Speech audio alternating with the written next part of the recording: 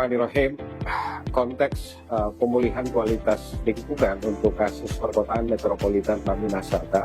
Sebelum lebih jauh saya menjelaskan, perlu dicermati bahwa metropolitan Mami Nasata itu terdiri atas beberapa kota penunjang dan Makassar sebagai prefer city.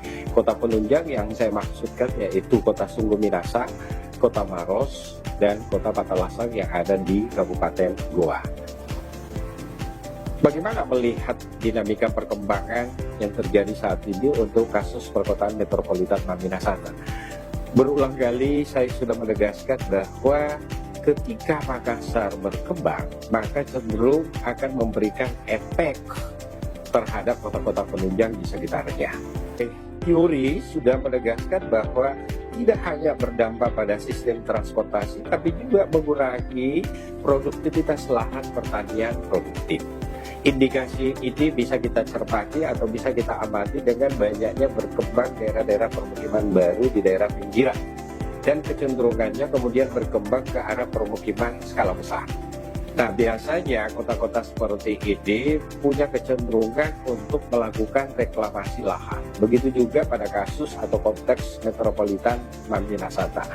Karena rata-rata diindikasikan lahannya itu relatif datar dan awalnya juga merupakan daerah pertanian produktif, dalam hal ini sawah yang disulap menjadi area permukiman baru, termasuk untuk penempatan alokasi berbagai aktivitas, mulai dari fungsi komersil, fungsi industri, pendidikan tinggi, dan seterusnya.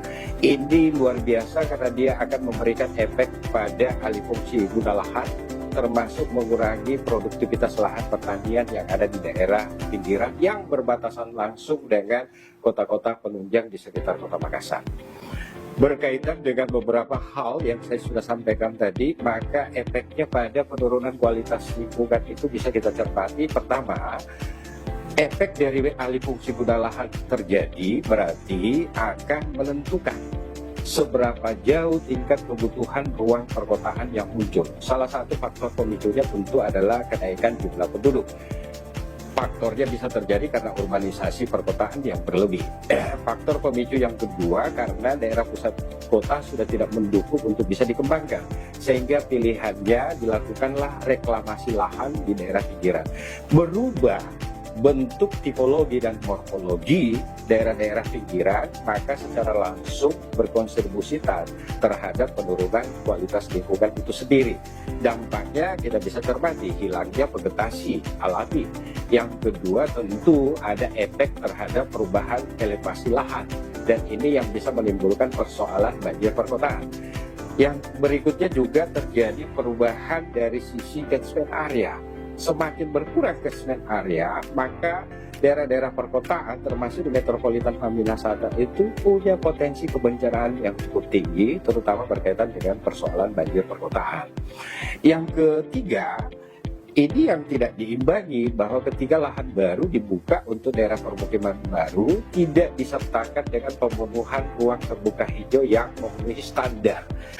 Dengan demikian konsep pemulihan kualitas lingkungan yang ditegaskan dalam riset ini lebih ke arah persoalan restorasi, lebih ke arah pemulihan kualitas lingkungan, bagaimana menggunakan energi terbarukan, misalnya menggunakan sistem panel surya untuk pengembangan daerah-daerah permukiman baru, pemanfaatan atau perbaikan sistem saluran air dan seterusnya, termasuk di dalam pengaturan sistem zonasi tata ruang kota menjadi unsur penting, sehingga hal-hal yang kita tidak inginkan terjadi ke depan dan ini akan mengganggu ekosistem perkotaan secara keseluruhan, ini kita bisa atasi dari waktu ke waktu sehingga stabilitas ekosistem pada akhirnya bisa kita penuhi ke depan untuk kasus-kasus kota-kota metropolitan, khususnya di wilayah metropolitan Mami Nasata.